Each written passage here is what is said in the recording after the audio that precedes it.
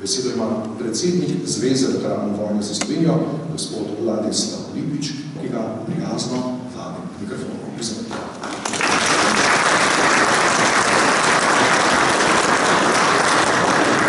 Spoštovane veteranke, spoštovani veterani, gospod državni sekretar, spoštovani in dragi gostje, lepo pozdravljeni ob 30-letnici Zveze veteranov vojne za Slovenijo in seveda pred našim letošnjim glavnim zborom, katerega bomo izvedli v nadaljevanju.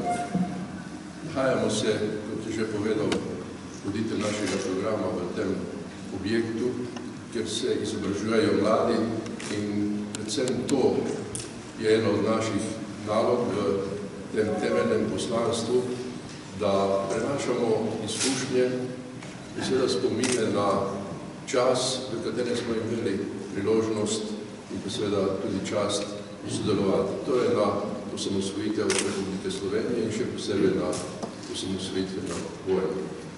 Seveda to naše poslanstvo ne bi bilo poslanstvo, če ne bi seveda tudi mi, vojni veterani, negovali spomin na celotno obdobje uporništva slovenskega naroda.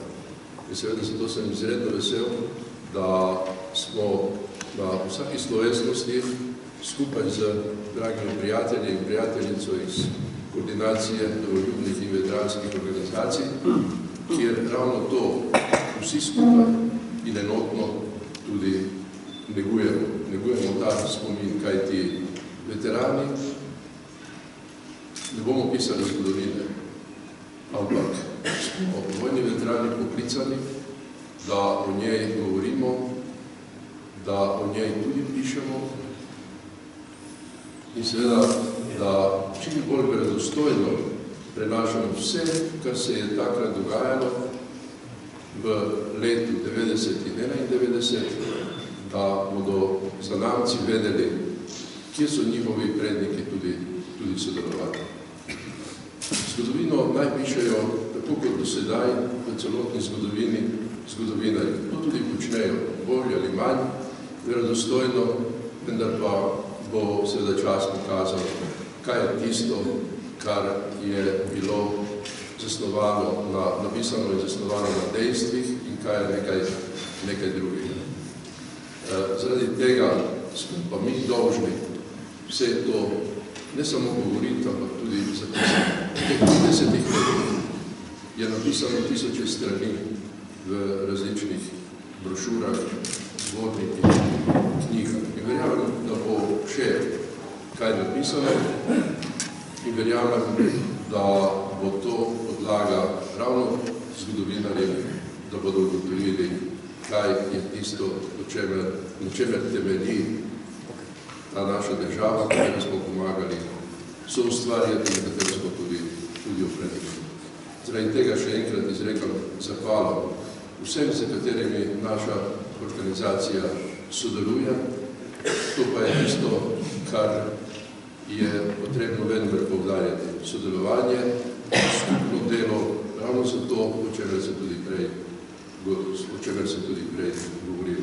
In seveda, nikoli v tem našem omenjanju sodelovanja ne izpustimo ministrico za obrambo, ne izpustimo slovensko vojsko, našo slovensko vojsko, ne izpustimo seveda kolege iz koordinacije veteranskih in domoljubnih organizacij in pa seveda naše okolje.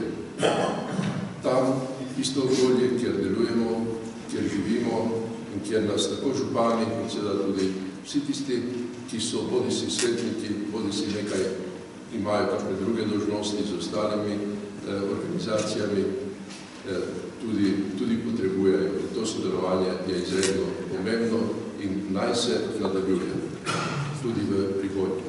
Še enkrat dobrodošlica vsem in prijetno, ne samo druženje, ampak seveda tudi čutje v tem prostoru, v katerem se nahajamo. Hvala lepa.